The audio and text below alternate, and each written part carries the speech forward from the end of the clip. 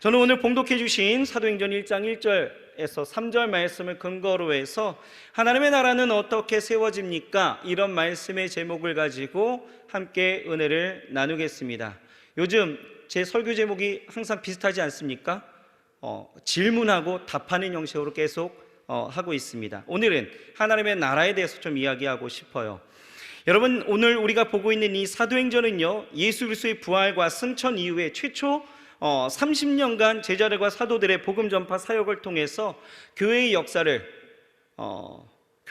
관한 기록들, 그것이 바로 사도행전이죠. 특별히 오늘 우리가 보고 있는 이 본문은요, 사도행전의 도입부입니다.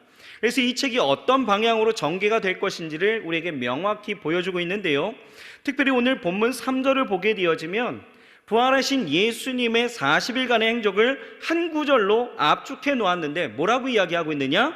바로 예수님께서 40일 동안 하나님 나라의 일을 말씀하셨다라고 말하고 있습니다. 그러니까 40일간 예수님께서 얼마나 많은 말씀을 하셨는지는 모르겠지만 그 모든 말씀의 핵심은 어디에 있다? 하나님 나라에 있다라는 것입니다. 여러분, 우리가 가만히 생각해 보면 예수님의 생애 가운데 가장 중요한 사역은 하나님 나라를 전파하는 것이었습니다. 예수님께서 이 땅에 오심으로 이미 하나님의 나라가 도래하였고 예수님은 그 나라를 선포하셨다라는 거예요. 그래서 누가복음 8장 1절을 보면 이렇게 나와 있습니다. 이후에 예수께서 각 성과 촌에 두루 다니시며 하나님의 나라를 반포하시며 그 복음을 전하실세 12 제자가 함께하였고, 이렇게 말씀하고 있는 거죠. 이 땅 가운데 오신 예수님은요, 하나님의 나라를 선포하시고 하나님 나라의 그 복음을 가르치십니다. 그리고 하나님 나라를 위해서 제자들을 훈련하시죠. 예수님의 사역이라는 것은 온통 하나님의 나라였습니다. 그리고 이 땅에서의 마지막 사역도 그 나라의 일을 이렇게 말씀하셨다라는 것입니다. 여러분, 왜 예수님께서는 이렇게 하나님의 나라를 선포하셨을까요? 왜요? 우리 안에 이 하나님의 나라가 세워지기를 원하셨다라는 거예요. 왜요? 하나님의 나라가 뭔데요, 도대체? 여러분, 하나님은 죄로 인해 고통받고 상처받고 또 세상의 염려와 걱정과 두려움과 불안함으로 살아가고 있는 우리에게 있어서 구원의 방편으로 예수 그리스도를 보내셨는데, 그가 이 땅에 오심으로 하나님의 나라가 실현되었다라는 거예요. 죽음을 이기심으로 이 땅에 하나님의 왕권, 그 나라가 완성되었다라는 거죠. 그래서 빌립보서 2장 6절에서 11절을 보면 좀 긴 절이긴 하지만 우리가 같이 한번 읽어보겠습니다. 시작. 그는 근본 하나님의 본체시나 하나님과 동등됨을 취할 것으로 여기지 아니하시고 오히려 자기를 비어 종의 형체를 가져 사람들과 같이 되었고 사람의 모양으로 나타나셨음에 자기를 낮추시고 죽기까지 복종하셨으니 곧 십자가에 죽으심이라. 이러므로 하나님이 그를 지극히 높여 모든 이름 위에 뛰어난 이름을 주사 하늘에 있는 자들과 땅에 있는 자들과 땅 아래에 있는 자들로 모든 무릎을 예수의 이름에 꿇게 하시고 모든 입으로 예수 그리스도를 주라 시인하여 하나님 아버지께 영광을 돌리게 하셨느니라. 아멘. 보세요, 예수님께서 십자가의 죽으심으로 하나님은 그를 지극히 높여 모든 이름 위에 주권자, 구원자로 우리의 주되심을 선포하시고 또 모든 만물의 창조주의 그 권위와 영광 앞에 굴복하게 하셨다라는 거예요. 그것뿐입니까? 모든 입으로 그가 주이심을 찬양하고 고백하게 하셨다라는 거예요. 그러니 내가 주를 시인하여서 내 안에 하나님의 나라가 실현되어질 때에 어떤 일이 일어납니까? 이 예수 그리스도의 통치하심과 다스리심이 있게 되어지므로 더 이상 우리는 죄의 종노릇하지 않게 되어진다는 거예요. 왜요? 모든 이름 위에 뛰어난 이름을 그에게 주셨기에, 그의 통치하심이 있기에 우린 더 이상 종노릇하지 않아도 된다는 거예요. 죄 때문에 당하였던 고난과 고통, 삶의 염려와 걱정을 다 내어 던져버릴 수 있게 되었다는 거예요. 왜요? 모든 무릎을 예수의 이름에 꿇게 하셨기에 그가 다스리시니 그 어떤 것도 나를 무너뜨릴 수 없게 하셨다는 거죠. 그러니 더 이상 죄와 상관없이 죄로 인한 고통으로 괴로워하지 아니하고 오직 주가 주시는 그 참된 자유와 구원의 역사를 누리게 될 수 있기 때문에 예수님께서는 이 하나님의 나라가 우리 가운데 임하길 원하셨다라는 거예요. 그래서 그 공생의 내내 이 하나님의 나라를 강조하시고 또 강조하시면서 말씀하신 거예요. 여러분 보세요. 이 복음의 비밀을 깨달았던 이 사도 바울은요 어떻습니까? 그의 삶 또한 예수님과 같이 하나님의 나라를 전파하는 것에 여념이 없었다라는 거죠. 사도행전 28장 30절에서 31절을 보면요, 이 로마의 복음화를 위해서 로마로 간 이 사도 바울은요 이렇게 살았대요. 어떻게 해요? 같이 읽어볼까요?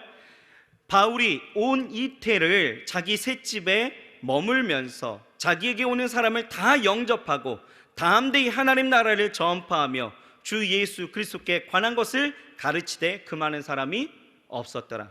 자, 바울은요 로마에 가서 온 이태가 뭡니까? 2해 동안, 꽉 찬 2해 동안 2년 동안 셋집에 머물면서 사역을 했대요. 그 사역이 무엇이었습니까? 바울은요 자신의 집에 찾아오는 사람들을 2가지 사역을 하게 되어지는데, 첫째는 하나님 나라를 전파합니다. 그리고 2번째는 주 예수 그리스도를 가르쳤다라는 거예요. 그러니까 사도 바울의 사역은 이 땅 가운데 오신 예수님, 그러므로 이 땅에 실현된 예수님께서 이 땅에 오심으로 그 실현된 하나님의 나라에 초점이 맞춰져 있었다라는 거예요. 이미 우리에게 임하셨지만 앞으로 세워져 가야 할 그 하나님의 나라의 확장을 위해서 그는 온 삶의 모든 열정과 힘을 다했다라는 거죠. 그러니 여러분, 기독교에서 하나님의 나라는 엄청나게 중요한 거예요. 여러분, 교회의 존재 목적이 어디 있습니까? 하나님의 나라가 세워지고 그 나라가 확장되기 위해서 존재하는 거예요. 그러니 교회로 부르신, 교회된 우리의 존재 목적도 뚜렷해지는 거죠. 뭡니까? 바로 하나님의 나라가 내 안에 임하고 그 나라의 확장을 위해서 내가 쓰임받아야 된다라는 것입니다. 하나님의 통치를 받고 그의 다스리심 아래 내가 살아야 된다라는 것입니다. 우리는 이것을 잊어서는 안 된다라는 거죠. 그렇다면 여러분, 하나님의 나라는 어떤 곳입니까? 일반적으로 우리가 하나님의 나라 하게 되어지면 천국을 생각하죠. 맞습니다. 죽어서 가는 천국도 하나님의 나라예요. 하나님의 영광으로 가득하고 온전한 하나님의 통치가 이루어지는 그 천국이 하나님의 나라 맞습니다. 그런데 주님께서 말씀하시는 이 하나님의 나라는 죽어서 가는 이 하나님의 나라와 동시에 또 우리가 이 세상에서 세워야 하고 이 세상에서 누려야 하는 하나님의 나라, 곧 내 삶에 임하시는, 그래서 내 삶을 온전히 통치하시고 다스리시며 구원을 통해서 내 안에 온전한 자유와 기쁨과 평강을 주시는 그 하나님의 나라를 우리에게 전하시고 있다라는 거예요. 그것이 하나님의 나라예요. 그래서 우리는 어떻게 삽니까? 우리가 종국적으로 죽어서 가는 그 하나님의 나라에 대해서 우리가 지향성을 갖게 되어지되, 지금 이 삶의 자리에서, 현재 나의 삶의 자리에서 이 하나님의 나라가 이루어지도록, 세워지도록 이 땅 가운데서 우리는 그렇게 살아가야 된다는 것입니다. 여러분, 여러분의 삶에 하나님의 나라가 임하셨습니까? 여러분들은 정말 하나님의 통치와 그 다스리심으로 그를 따르며 살고 있습니까? 예수 그리스도께서 이 땅 가운데 오심으로 하나님의 나라를 이미 우리에게 주셨는데, 정말 여러분들은 예수 그리스도를 나의 주로, 나의 왕으로, 나의 주인으로 섬기면서 여러분 그렇게 살아가고 있습니까? 여러분, 그런 삶이 진짜 여러분들에게 즐거움과 안정과 평화를 가져다 주고 있으셨습니까? 여러분, 많은 크리스천들에게 예수 그리스도가 당신의 주인 되었습니까? 당신의 왕이 되셨습니까? 이렇게 질문하면 예수님 믿은 지 얼마 안 된 지체들은, 기독교에 대해서 잘 모르는 지체들은 이 질문에 대해서 그렇게 확실한 대답을 하지 못해요. 그것 당연하죠. 하지만 웬만하면 예수 그리스도를 다 주라 시인하고 있어요. 그런데 하지만 안타까운 것은요, 우리가 그렇게 고백만큼이나 삶의 증명이 되어야 하는데 실제적인 그 삶을 보게 되어지면 정말 하나님의 나라가 실현되어야 하는 자신의 그 삶의 자리에서 우리의 이러한 고백과 다른 또 다른 삶을 살고 있다라는 것입니다. 늘상 염려하죠. 두려워합니다. 그 삶의 보좌에 내가 앉아 있어서 모든 선택이 나의 몫이라 생각해서 그런지 내 마음대로 선택하고 내 마음대로 살아가려고 합니다. 물질을 쫓죠. 행복한 삶이라는 명목 아래 무조건 즐기고 누리려고만 하고 육체의 향락 가운데 모든 관심이 그 안에 쏠려 있는 그러한 삶을 우리가 살아가고 있다라는 거예요. 정말 하나님의 나라가 실현된 그 삶이 여러분 이건 맞습니까? 왜요? 왜 그렇습니까? 아직 하나님의 통치가 무엇인지 모르는 것일 수도 있고요, 주가 다스리시는 그 나라의 유익을 모르기 때문입니다. 당장에 자신의 그 삶 가운데서 내가 하고 싶은 것, 내가 누리고 싶은 것, 내가 손해보지 않고 살고 싶은, 그저 그냥 재미지게만 살고 싶어하는 우리의 욕구가 하나님의 나라가 내 삶 가운데 임하는 것을 막아버리고 있다는 거예요. 여러분, 하나님은요 우리에게 이렇게 말씀하셔요. 뭐라고 말씀하시냐면 마태복음 6장 33절에 그런즉 너희는 먼저 그의 나라와 그의 의를 구하라. 그리하면 이 모든 것을 너희에게 더하시리라. 이 말씀 우리 잘 외우고 그죠? 알고 있는 말씀 아닙니까? 오늘 뭐라고 이야기합니까? 내가 먼저 하나님의 나라를 세우고 그분의 통치와 다스리심을 받으면 하나님은요 이 모든 것을 우리에게 더하신다라고 지금 약속하시는 거예요. 이것이 하나님의 은혜인 거죠.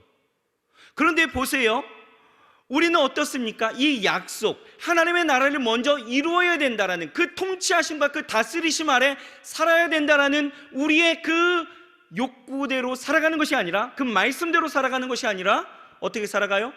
내 삶의 방식과 내 삶에 정하여진 가치관을 따라서 살아가고 있다는 거예요. 보세요, 이미 경험하신 분들은 알 거예요. 여러분, 하나님의 나라가 임하는 곳에는요 진정한 자유함이 있습니다. 아멘이신가요? 누려본 사람은 지금 아멘 할 수 있어요. 여러분, 하나님의 나라가 있는, 하나님의 나라의 그 임재하심을 느끼는 사람들은요, 그 통치하심 아래, 그 다스리심 아래 있는 사람들은요 하나님의 의와 평강과 희락을 누리게 되어집니다. 하나님의 그 생명의 풍성함을 누리게 되어지는 거예요. 하나님의 통치가 미치는 곳에는요 절대적인 빛이 있기에 어두움이 없습니다. 두려움이 없는 거예요. 여러분 인정하십니까? 여러분, 오늘 말씀의 주제는요 이렇게 하나님의 나라입니다. 하나님의 나라는 내 안에, 그리고 내 삶의 자리에 온전히 이렇게 세워져야 된다라는 거예요. 그래서 오늘 이 하나님의 나라가 어떻게 세워지는가에 대해서 우리가 살펴볼 건데요, 특히 오늘은요 이 사도행전 전체를 가지고 함께 하나님의 나라가 어떻게 세워지는지를 생각해 보고자 합니다. 자, 그러면 하나님의 나라는 어떻게 세워집니까? 오늘 설교의 제목입니다. 하나님의 나라는 어떻게 세워집니까? 자, 첫째는요, 하나님의 나라는 사람을 통해서 세워집니다. 누구를 통해서요? 사람을 통해서 세워지는 거예요. 여러분, 하나님의 나라는 하나님이 세우시지만 반드시 사람을 통하여 세우시는 것을 기억하시길 바랍니다. 보세요, 예수님께서 이 땅 가운데 계실 때에 하나님의 나라를 가르치시고 전파하십니다. 그리고 죽으시고 부활하시면서 40일간 이 땅 가운데 계실 때에 하나님 나라의 일을 말씀하셨어요. 그리고 승천하셨죠. 자, 승천하셨으니 하나님의 나라의 역사는 끝났습니까? 아닙니다. 예수님이 승천하시고 이 땅에는요 놀라운 역사가 일어납니다. 예수님을 따르는 자들과 주의 가르침을 받은 자들, 그리고 각지로 흩어진 자들이요 두루 다니면서 복음을 전하게 되어질 때에 그 말씀을 전하는 곳에 곳곳에 교회가 세워지는 거예요. 하나님의 나라가 계속해서 확장되기를 시작했다라는 거예요. 어떻게 해요? 주께서 부탁하신 말씀을 듣고 순종하는 자들을 통해서. 여러분, 사도행전을 보면은 하나님께서 이렇게 사람들을 통해서 하나님의 나라를 세우시는데 대표적인 인물이요 바로 베드로와 바울입니다. 사도행전 전반부를 보게 되어지면 예루살렘 교회를 중심으로 해서 이 베드로가 어떻게 하나님의 나라를 이루어가는지를 우리에게 잘 보여주고 있고요, 그리고 사도행전의 후반부를 보게 되어지면 기독교인을 핍박하고 박해했던, 하지만 그러한 삶 가운데 빛으로 오신 예수님을 만나서 회심했던 그 사도 바울을 중심으로 해서 이방에게까지 전해진 하나님의 나라의 그 역사를 우리에게 보여주고 있다는 거예요. 그런데 재밌는 것은요, 이 두 사람뿐만은 아니었다라는 거죠. 이 두 중심의 축 사이에는요, 사도행전 8장에 보게 되어지면 빌립이라는 사람도 나옵니다. 이 빌립이요, 어떤 사람이었냐면 사마리아 성에 내려가서 그리스도를 전파하니까요, 무리가 이 빌립의 말도 듣고 행하는 표적도 보니까 이게 범상치가 않은 거죠. 그래서 그가 말하는 것을 믿고 따르게 되어지는 것입니다. 그렇게 그곳에 하나님의 나라가 임하기 시작하니까요, 어떤 일들이 일어나느냐, 놀라운 일들이 일어나는 것이 많은 사람들이요, 많은 사람들에게 붙었던 귀신이 떠나가는 거예요. 큰 소리를 지르고 떠나갑니다. 또 많은 중풍병자와 안진뱅이가 낫게 되어지는 거예요. 그러면서 그 성에 큰 기쁨이 있었다라고 성경은 이야기하고 있는 거예요. 무슨 얘기입니까? 성에 큰 기쁨이 있었다라는 것, 하나님의 나라가 세워졌다라는 거예요. 그렇게. 그것뿐만 아니었습니다. 그 성에 시몬이라는 마술을 행하는 사람이 있었는데, 이 사람이요, 현혹함으로, 사람들의 현혹함으로 인해서 모든 사람들의 칭송을 받았던 사람입니다. 그런데 모든 사람들을 그를 조금 주목했던 것들이 뭐냐면, 이 사람이 마술을 하다 보니까 이 사람이 뭔가 초능력이 있는 줄 알고 그에게 복종하고 그를 두려워했는데, 그러니 여러분, 마술이 가득했다. 여러분, 이것은 굉장히 뭡니까? 어둠이 좀 가득했던 그런 우리의 이미지가 그려지지 않나요? 그런데요, 빌립이 와서요, 하나님의 나라를 선포합니다. 그리고 예수 그리스도의 이름을 가르치기 시작하니까 많은 이들이 주를 따르는 모습에 이 시몬이라는 그 이름, 그 두려워했던 이 사람, 칭송받았던 이 사람의 이름은요, 온데간데 없는 거예요. 곳곳에 세례를 받고 주를 믿는 사람들이 가득하기 시작했다라는 거죠. 무슨 얘기입니까? 빛이 많으니까 어두움이 떠나갔다라는 거예요. 무슨 얘기예요? 하나님의 나라가 그 안에 세워졌다라는 것이죠. 이와 같이 하나님의 나라가 세워지는 데 있어서 하나님은요, 사람을 통해서 일하시는데, 중요한 것은 주님은요, 이 시대에 지금 오늘날 이 자리 가운데에서 교회를 통해서, 저와 여러분들을 통해서 이 땅에 하나님의 나라의 영역을 더욱더 확장하기를 원하신다는 사실이에요. 그것이 하나님의 마음입니다. 이것이 하나님의 소원인 거예요. 여러분, 그래서 우리는 지금도 주께서 쓰실 그 사람을 찾고 계심을 우리가 인지하면서 내가 그 한 사람이 되기를 소망하면서 일어설 수 있어야 된다라는 것입니다. 하나님은요, 하나님의 나라를 위해서 사람을 준비시켜요. 성경을 보게 되어지면 모세가 그랬다라는 거죠. 이스라엘의 구원을 위해서, 이스라엘이란 그 나라에 하나님의 나라가 임하게 하기 위해서 어떻게 하십니까? 모세를 80년간 모세를 준비시키시면서 그를 그렇게 사용하신 것처럼, 여러분, 하나님은요, 연약하고 부족한 나이지만 지금 우리 한 사람 한 사람을 기다리시면서 또 준비시키시면서 하나님 나라의 그 확장을 위해서 사용하고 그 나라를 세워가기를 원하신다라는 거예요. 여러분, 옆 사람 한번 바라보십시오. 이 사람이 정말 이 사람을 통해서 하나님이 어떤 일들을 계획하고 계실까? 여러분, 한번 보세요. 우습습니까? 옆 사람이 무서워요? 얘를 통해서? 뭐 이런 생각하십니까? 아니잖아요. 그렇죠? 이 한 사람을 통해서 하나님은 갖고 계신 이 계획은 어마어마한 일들이 되어질 수 있다라는 거예요. 하나님은 하나님의 나라를 세우실 때에 사람을 통해서, 나를 통해서, 내 옆 사람을 통해서 이루어 가신다라는 것 기억하시길 바랍니다. 그러니 여러분, 우리는 알아야 합니다. 내가 거하는 곳에 하나님은 나를 통해서 주의 나라가 임하길 원하신다라는 거예요. 여러분들이 거하고 있는 여러분들의 직장과 캠퍼스와 여러분들의 가정과 여러분들이 속해 있는 알바하는 그곳과 또 여러분들이 일하는 일터와 모든 자리자리마다 공동체와 그 어떤 곳이든 여러분들을 통해서 하나님은 그 땅에 하나님의 나라가 세워지기를 원하셔서 그 자리에 세우셨고, 그 자리에서 여러분들이 쓰임받기를 기다리시면서 준비시키시면서 하나님께서는 지금 보고 계시다라는 거죠. 여러분, 하나님 안에서 하나님의 그 놀라우신 역사가 우리를 통하여 이루어지기를 주의 이름으로 축원합니다. 하나님의 나라가 임하시는 것, 그래서 나를 통해서 정말 큰 기쁨이 임하고 어둠이 물러가는 그 역사가 여러분들의 삶의 자리 가운데서 온전히 이루어지길 주의 이름으로 축원합니다. 그러니 여러분, 내가 오늘 그 명령에 순종해야 합니다. 그 사명 감당하는 것, 이것이 하나님이 가장 기뻐하시는 일인 것을 우리가 깨닫고 하나님 앞에 온전히 나아가고, 또한 무엇보다도 이 모든 것들이 나를 통하여 하나님이 하나님의 나라를 세우신다라는 이 삶의 목적을 온전히 분명히 하며 나아갈 수 있는 저와 여러분들이 되어야 할 줄 믿습니다. 여러분, 저 옆 사람에게 인사해 주세요. 하나님은 당신을 통해서 일하길 원하십니다 라고 인사하겠습니다. 그런데 여러분, 하나님은요, 하나님의 나라를 나를 통해서 이루시지만 우리에게 있어서 절대적으로 필요한 것이 있다라는 거예요. 무엇이 필요합니까? 첫 번째는 성령의 역사가 필요하다라는 거예요. 성령의 역사. 여러분, 사도행전은 하나님의 나라라는 이 주제들로 가득 채워져 있습니다. 그런데 이 사도행전을 우리는 별칭으로 무엇으로 부르게 되어지냐 하면 성령행전, 이렇게 부르게 되어집니다. 왜냐하면 성령께서 믿음의 사람들을 통해서 그 사람들에게 역사하셔서 하나님의 나라를 세우는 것들을 우리가 보게 되어지죠. 그래서 이 사도행전을 성령행전, 이렇게 이야기하기도 하는데요, 성령의 역사가 반드시 있어야 된다라는 거예요. 보세요, 에스겔서 47장을 보게 되어지면 성전 동문으로부터 흐르는 이 생수의 강을 통하여서 이 생수의 강이 생수가 강을 이루고 바다까지 이렇게 흐르는 모습을 우리에게 보여주고 있죠. 이 생수가 흐르는 곳에 어떤 일들이 일어납니까? 고기가 살게 되어지죠. 쉼이 번창하게 됩니다.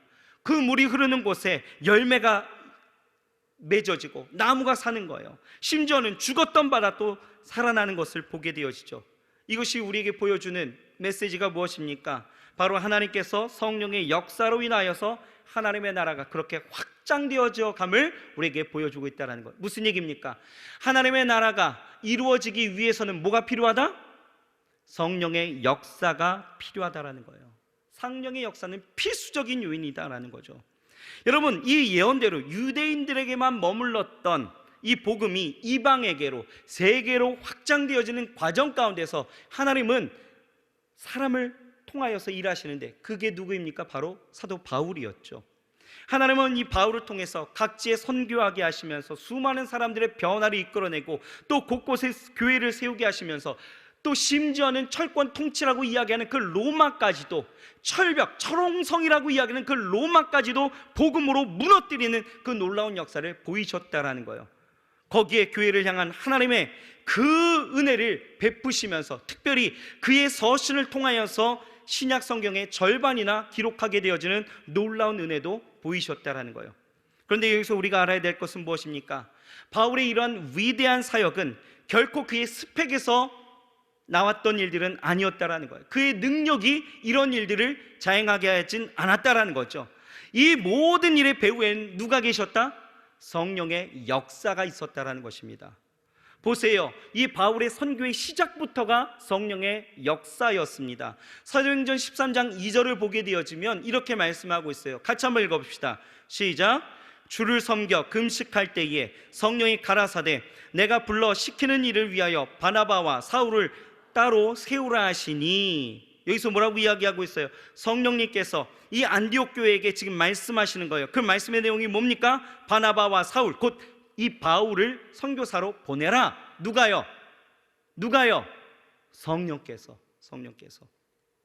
여러분, 13장 4절을 보겠습니다. 뭐라고 나와 있냐면, 같이 한번 읽어볼까요? 두 사람이 성령의 보내심을 받아 실루기아에 내려가 거기서 배 타고 구브로에 가서. 누가 보내셨어요? 성령이.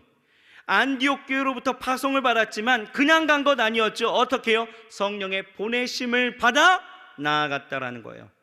이 외에도 이 사도행전을 탈탈 털어보면 이 성령의 역사하심과 말씀하심이 우리 안에 고스란히 드러나고 있다라는 거예요. 성령님이 함께하여 주셔서 그로 전하는 모든 복음의 능력이 불같이 임하여 그 전하는 모든 곳에 하나님의 역사가 놀랍게 나타나는 일들을 우리는 쉽게 발견할 수가 있는 것입니다. 여러분, 이렇게 하나님은요, 사람을 통해서 하나님의 나라를 세우시지만 그 위에는 이 성령의 역사가 항상 있었다라는 것을 우리는 기억해야 된다는 거죠. 그러니 하나님의 나라를 세우기 위해서 부르심을 받은 우리는 어떻게 해야 합니까? 어떻게 해요? 우리는 나를 통해 하나님의 나라를 세우실 이 하나님을 기대하면서 무엇보다도 성령의 일하심을 기대하고 소원해야 된다라는 것입니다. 내 힘이 아니에요. 내 힘이 아니라 정말 성령의 역사를 통해서 하나님의 나라가 내가 전하는 그곳에 세워지기를 우리는 간절히 소망할 수 있어야 된다는 것입니다. 하나님의 나라를 세워갈 때, 특히 여러분들이 이제 전도의 대상자를 놓고 나아가게 되어질 때에 여러분들의 말의 힘이나 여러분들이 갖고 있는 어떤 학연, 지연, 혈연과 같은 어떤 관계의 힘으로 나아가는 것이 절대 아니다라는 거예요. 그것으로 하려고 하지 말아야 된다라는 거죠. 뭐가 필요합니까? 하나님의 나라가 세워지려면 성령의 역사가 있어야 된다는 거예요. 그러니 우리는 이 한 사람을 놓고 이 한 사람에게 있어서 하나님의 나라가 세워지려면 어떻게 돼요? 성령을 갈망해야 합니다. 성령의 역사를 갈망해야 된다는 거예요. 그 하나님의 나라가 온전히 이루어질 수 있도록, 성령님이 일하실 수 있도록 하나님 앞에 우리는 온전히 소망하며 갈망하며 나아갈 수 있어야 된다는 것입니다. 사도행전 2장을 보세요. 모여 있었던 120명에게 성령께서 임하십니다. 성령께서 임하시니까 어떤 일들이 일어나요? 교회가 세워져요. 일꾼이 세워지고요, 복음이 증거되어지고 하나님의 나라가 세워지기 시작했다라는 것입니다. 성령의 역사가 있게 되어질 때에 교회가 교회의 역할을 다할 수 있었고요, 성령의 역사가 있게 되어질 때에 성도가 성도의 역할을 감당할 수 있었다라는 거예요. 그러하기에 지금 우리에게 지금 당장에 필요한 것은 무엇일까요? 당연히 성령의 역사입니다. 성령의 기름 부으심이에요. 성령의 일하심입니다. 그렇기 때문에 우리는 뭐 해야 돼요? 하나님의 나라가 세워지기 위해서 우리는 뭐 해야 돼요? 기도해야 되는 거예요. 우리가 기도하게 되어질 때에 하나님은 우리에게 좋은 것을 주십니다. 믿으십니까? 그 좋은 것이 무엇일까요? 좋은 것, 여러분들이 바라는 좋은 것들은 무엇입니까? 자, 누가복음 11장 11절에서 13절에 그 정답이 나와 있습니다. 여러분 찾아보십시오. 같이 한번 읽어봅시다. 시작. 너희 중에 아들이 생선을 달라 하는데 생선 대신에 뱀을 주며 알을 달라 하는데 정갈을 주겠느냐? 너희가 악할지라도 좋은 것을 자식에게 줄 줄 알거든 하물며 너희 하늘 아버지께서 구하는 자에게 성령을 주시지 않겠느냐 하시니라. 여러분들 눈치 빠르신 분들은 찾으셨을 것 같아요. 그렇죠? 예수님이 말씀하시는 것이 뭡니까? 자녀가 생선을 달라 한대요, 알을 달라 한대요. 그런데 악한 아버지라도 어떻게 한대요? 자녀에게 좋은 것을 줄 수 있대요. 뱀을 주고 전갈을 줄 부모가 없다라는 거죠. 좋은 것을 준다라는 거예요. 그런데 하물며 하늘의 그 아버지께서, 하나님께서 우리가 구할 때에 하나님은 우리에게 가장 좋은 것을 주시지 않겠느냐 반문하시면서 뭐예요? 주시겠다라는 거예요. 하나님이 우리에게 가장 좋은 것을 주신대요. 그게 뭡니까? 뭐예요? 성령입니다. 목사님, 내가 구한 것을 받는 것이 가장 좋은 것 아닙니까? 아닙니다. 그건 내가 구한 것. 하나님은요, 나에게 있어야 될 것, 나에게 가장 필요하고 나에게 있어서 가장 좋은 것을 내게 주실 수 있는 분이신데, 여러분들 성령이 내 안에 계신다라면 이것만큼 좋은 것은 없는 거예요. 왠 줄 아십니까? 여러분, 성령이 임하시면 우리가 진리로 깨닫는 거예요. 여러분들 늘상 우리가 구하는 것이 무엇입니까? 하나님의 뜻을 구하잖아요. 하나님의 뜻이 무엇입니까? 하나님의 뜻이 무엇입니까?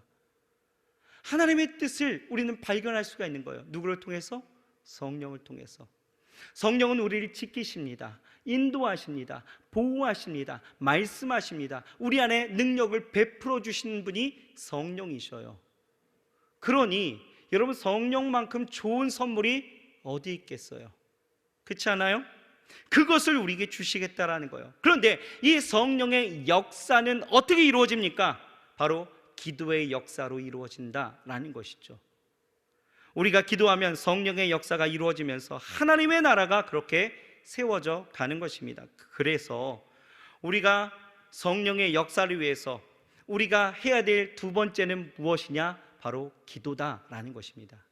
첫째는 성령이 필요하고요, 둘째는 여러분들에게 기도가 필요합니다. 여러분, 사도행전 1장과 2장을 보게 되어지면 하나님 나라를 기다리던 이 120문도는 전혀 뭐예요?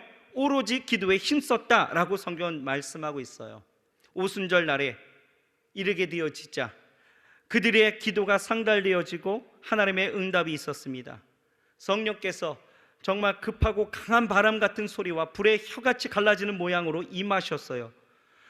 재밌는 것은 그곳에는요, 메대 사람도 있었고 또 바사 사람도 있었고 또 엘람 사람, 메소포타미아, 유대, 갑바도기아, 본도, 아시아, 부르기아, 밤빌리아, 이집트 구레네에 속한 리비아 여러 지역의 방문객들, 또 크레타 사람들, 아라비아 사람들까지 있었는데, 놀라운 것은요, 그곳에 있었던 수많은 사람들이요, 각각 자기들 나라의 언어가 들리기 시작하는 거예요.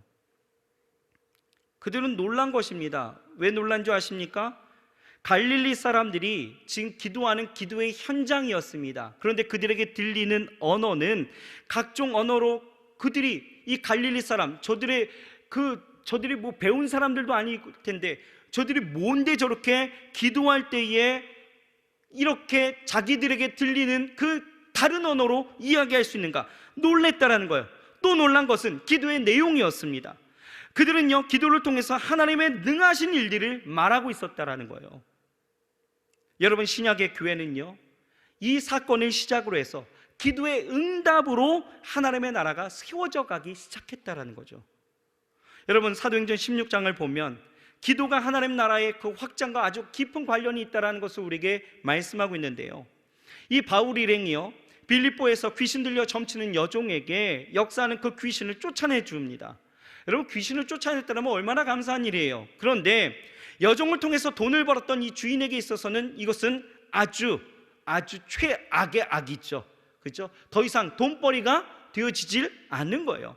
그래서 이 바울을 고소합니다. 그렇게 바울은요, 매를 맞아 감옥에 갇히게 되어지죠. 이 감옥에 갇힌 이 바울과 실라, 뭐 한 줄 아십니까? 기도했다라고 성경은 말씀하고 있는 거예요. 기도합니다. 기도했더니요, 어떤 일들이 일어나요? 그곳에 옥터가 흔들리고요, 착고가 풀리고 옥문이 열렸다라는 것입니다. 이 일로 인해서 졸고 있었던 이 간수가요, 갑자기 눈을 떠서 봤더니 다 풀리고 열리고, 이게 난리가 난 상황이죠. 어떻게 합니까? 뻔하게 자기는 죽을 일들이 되어지니 자결하려고 합니다. 이때에 바울과 실라가 그를 안정시킵니다. 그리고 복음을 전하는 거예요. 이때에 성령께서 역사하셔서 이 간수와 그의 가족들을 구원하셨다라는 거예요. 하나님의 나라가 임하게 하셨다라는 거죠. 그렇게 하나님의 나라가 확장되어집니다. 이와 같이 기도와 하나님의 나라의 그 확장이라는 것은 아주 깊은 연관성이 있다라는 거죠. 왜냐? 우리가 기도하면 하나님은 성령으로 일하시고 그 성령의 역사하시면 사단의 그 영역은 그만큼 줄어들고 하나님의 나라의 확장이 일어난다는 것이죠. 여러분, 마가복음 9장 29절 뭐라고 나와 있습니까? 여러분 너무나 잘 아는 말씀이에요. 같이 한번 읽어볼까요? 시작. 이르시되 기도 외에 다른 것으로는 이런 유가 나갈 수 없느니라. 여러분, 우리가 사단의 그 어둠을 내어 쫓게 되어지면 거기에 하나님의 나라가 임하는데, 그 일은요, 기도 외에는 이런 유가 나아갈 수가 없다라고 단정하고 있다는 거예요. 여러분, 우리는 이제 태신자를 작정했습니다. 그리고 이 태신자를 작정하여 나아가야 될 때 우리는 무엇을 해야 될까? 무엇을 해야 됩니까? 바로 기도입니다. 정말 여러분들이 작정한 태신자가 구원의 은혜에 동참되어지고 그 축복과 기쁨을 함께 누리길 원한다면, 이 간수와 같이 절대 절망에 살면서 하나님 나라의 그 평강이 임하길 바란다면 우리는 마음을 합하여서 뜨겁게 기도할 수 있어야 되는 거예요. 기도할 때 성령이 역사하시고 그들에게 하나님의 나라가 세워질 것입니다. 믿으십니까? 마지막 세 번째입니다. 뭐가 필요합니까? 전도가 필요하다는 거예요. 여러분, 하나님의 나라는요, 전도를 통해서 세워집니다. 아까 보았던 것처럼 오순절에 그들이 하나님의 성령이 임하시고 각 방언으로 기도하고 나서 11사도가 지지를 하게 되어지는 거예요. 쥐지, 뭐 포기가 아닙니다. 추대하는 거예요. 누구를 추대하냐면 베드로를 추대합니다. 그러니까 이 베드로가요, 긴박하게 일어나고 굉장히 강한 어조로 말씀을 전하기 시작하는 거예요. 뭐라고 이야기하냐면, 여러분들이 우리를 미친 사람으로, 일부 사람들은 우리를 미친 사람처럼 여기겠지만, 술 취한 사람으로 여기겠지만, 보십시오, 이제 겨우 아침 9시인데 우리가 취할 일 만무한 일 아니겠습니까? 이것은 장차 예언자 요엘의 그 말씀에 따라서 장차 일어날 것이라고 우리에게 알려준 이 일들이 지금 우리 가운데 임한 것입니다 라고 하면서, 우리가 잘 아는 찬양 있잖아요. 마지막 날에, 그죠? 어떻게 시작하죠? 마지막 날에 내가 주의 영으로 모든 백성에게 부어주리라 라고 했던 이 요엘의 말씀을 통하여서 누구든지 주의 이름을 부르는 자는 구원을 얻습니다 라고 선포를 하기 시작하는 거예요. 그러면서 이 베드로가요, 예수님을 소개합니다. 예수님이 누구인지, 그분이 왜 이 땅 가운데 오셨는지, 예언의 성취로 메시아로 오신 그분을 여러분들이 십자가에 못 박아 죽였다라고 이야기를 하면서, 하지만 여러분들은 그렇게 메시아 예수 그리스도를 죽였지만 하나님은 죽음의 밧줄을 푸시고 그를 다시 살리시면서 그 일에 대해서 우리가 증인되었고, 그렇게 승천하신 예수님이 지금 하나님의 우편 가운데 계시면서 우리에게 또 다른 보혜사 성령을 부어주셨다라고, 지금 당신들은 그 일을 보고 있노라라고 전하는 것입니다. 그러니 사람들이요, 마음이 어떻습니까? 찔림이 일어나기 시작하는 거예요. 마음이 찔려갖고 이 베드로와 다른 사도들에게 이야기합니다. 그러면 우리는 어떻게 해야 됩니까? 라고 이야기하니까 베드로가 이야기하는 거예요. 삶을 고치십시오. 하나님께 돌아와서 여러분들 각자가 예수 그리스도의 이름으로 회개하고 세례를 받으십시오. 그러면 여러분들이 죄를 용서받습니다. 성령의 선물을 받으십시오. 이 약속은 여러분들은 물론이고 멀리 있는 모든 사람들까지 우리 주 하나님께서 부르신 사람들이라면 누구든지 주시는 하나님의 은혜입니다라고 선포하기 시작한 거예요. 그랬더니요, 이 말씀 앞에 어떤 일들이 일어납니까? 사도행전 2장 41절 42절 같이 한번 봅시다. 시작. 그 말을 받은 사람들은 세례를 받음에 그날의 제자의 수가 3,000이나 더하더라. 저희가 사도의 가르침을 받아 서로 교제하며 떡을 떼며 기도하기를 전혀 힘쓰니라. 그 말을 받은 사람들이 뭐 했어요? 세례를 받았대요. 그날의 제자의 수가 3,000이나 더했다라는 거예요. 어마어마한 역사 아니겠습니까? 전하였더니 하나님의 역사가 일어난 거예요. 하나님의 나라가 이루어진 것입니다. 자, 46절 47절 연이어서 읽어봅시다. 시작.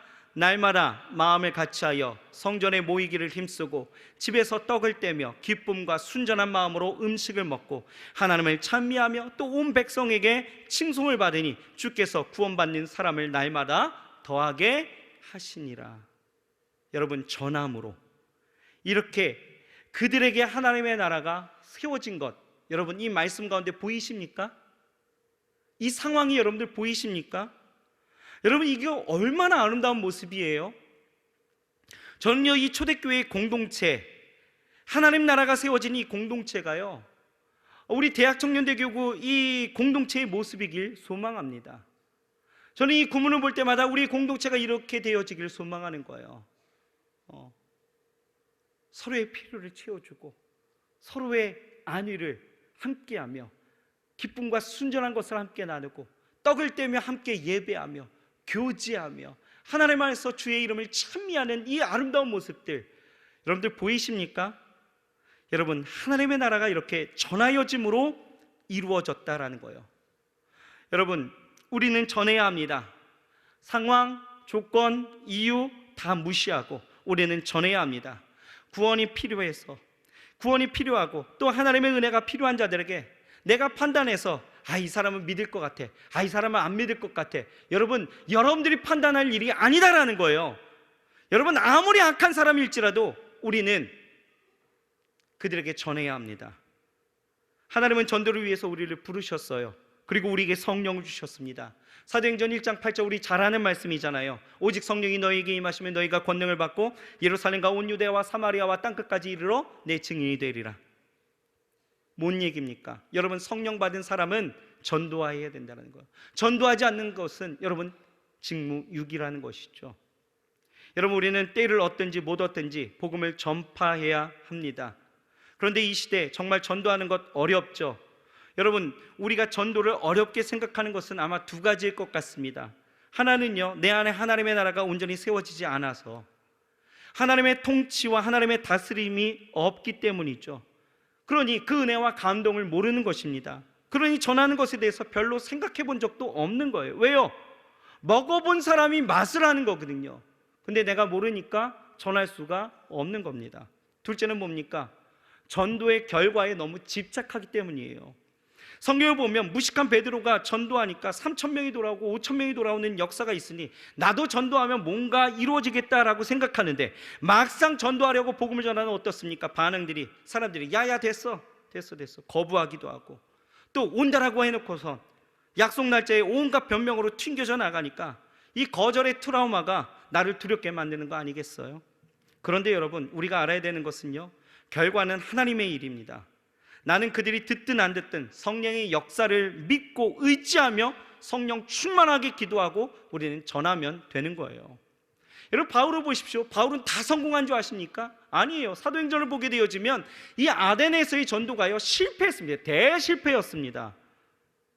그렇다고 해서 실망했나요? 아닙니다. 그렇다고 해서 다 포기했습니까? 아닙니다. 더욱더 복음을 전하는 것에 여념이 없었다라는 거예요. 늘 뿌렸다라는 것이죠. 어떤 사람들은요, 노방전도가 필요 없다라고, 관계전도를 해야 된다라고 주장하는 사람들 많이 있습니다, 요즘. 여러분, 그런데 저는 그렇게 생각합니다. 이것은요, 지극히 세상적 실효성에 바탕을 둔 주장이지 절대 성경적이지는 않다라는 거예요. 여러분, 우리는 노방전도 해야 됩니다. 성경이 뭐라고 말씀하고 있어요? 울며 씨를 뿌리는 자는 기쁨으로 단을 거둔다라고 말씀하고 있고요.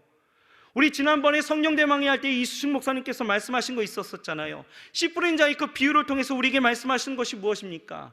농부는요, 절대적으로 실효성을 보고 옥토에만 뿌리라는 것 아니었다라는 거예요.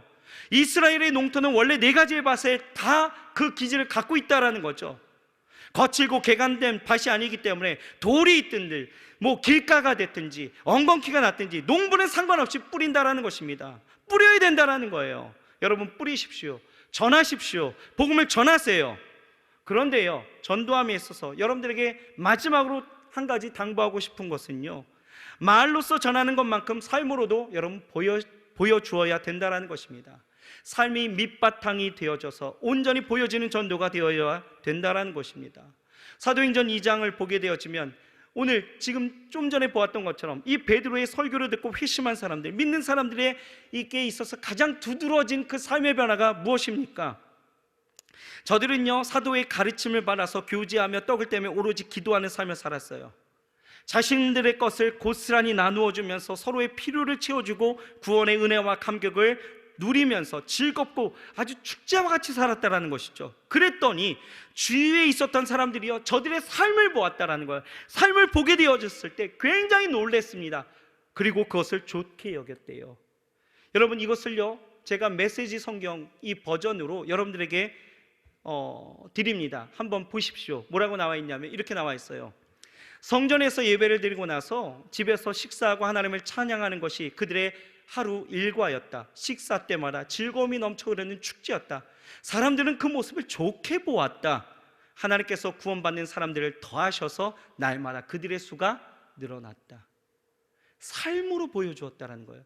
삶이 변화되어지니까, 하나님의 성령의 역사에서 그 삶이 변화되어지니까 여러분들 그들의 삶을 보고 많은 사람들이 좋게 여겼다라는 거예요. 그리고 그들이 그 모습을 보고 돌아왔다라는 거예요. 그들의 전함과 그들의 삶이 이러한 하나님의 나라의 역사, 하나님 나라가 확장되어지는 일들을 보여주었다라는 것이죠. 여러분, 그러니 여러분들 삶의 자리에서 잘 사십시오.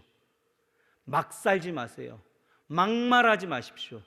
여러분들 온전하게, 그리고 예수 그리스도의 가르침 속에 정말 정직하고 성실하고 아름답게 살아가시길 바랍니다.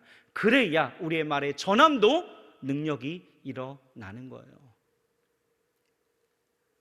오늘 이 시간 우리는 하나님의 나라에 대해서 함께 보았습니다. 여러분, 하나님의 나라 온전히 이루어져야 될 줄 믿습니다. 먼저는 우리에게 그 하나님의 나라가 이미 도래하였고 그 하나님의 나라를 세워가는 우리의 삶의 그 영역 속에서 여러분들의 삶의 자리가 여러분들의 사역지가 되어져 여러분들 정말 하나님의 나라를 세워갈 수 있는 저와 여러분들이 되길 주의 이름으로 축원합니다. 여러분, 세워가십시오. 그리고 전하십시오. 성령의 능력을 의지하시고 기도하면서 나아가십시오. 하나님은 여러분들을 통해서 하나님의 나라를 온전히 이루시길 원하십니다. 기도하겠습니다. 하나님 감사합니다. 하나님의 그 놀라우신 은혜를 우리에게 더하여 주셨습니다. 예수 그리스도를 이 땅 가운데 보내주심으로 하나님의 나라를 우리에게 세워주셨고, 하나님 그 나라를 통하여서 우리에게 말씀하실 때에 하나님 많은 사도들과 많은 제자들을 통하여서 그것이 확장되어지고 이제는 우리로 그 모든 사역을 감당하라 말씀하고 있습니다. 하나님은 사람을 통해서 그렇게 일하십니다. 내가 그 한 사람 되어지기를 소망합니다. 하나님, 나의 삶의 자리에서 온전히 하나님의 나라가 이루어지길 원합니다. 하나님의 통치하심과 그 다스리심 속에 하나님의 놀라우신 은혜와 역사가, 그리고 그 축복하심이 은혜로 더하시는 그 놀라운 일들이 일어날 줄 믿사오니 주여, 오늘 이 시간 우리가 그 한 사람 되게 더하여 주옵시고, 하나님 나의 능력으로 나아가는 것이 아니라 성령의 역사하심을 하나님 함께하며 나아가게 하시고, 성령의 역사가 일어날 수 있도록 우리가 기도하게 하시고, 하나님 우리가 전하며 나아갈 수 있도록 주여 축복하여 주옵소서. 나의 말함 속에 하나님 그 능력이 드러나기 위해서는 하나님 우리의 삶의 모습도 좋게 보여야 합니다. 하나님 우리의 변화된 삶이 우리 가운데 온전히 보여지게 하여 주옵소서. 하나님 오늘 이 시간 함께 하실 줄 믿고 오자오며 예수님의 이름으로 감사하며 간절히 기도드렸사옵나이다. 아멘.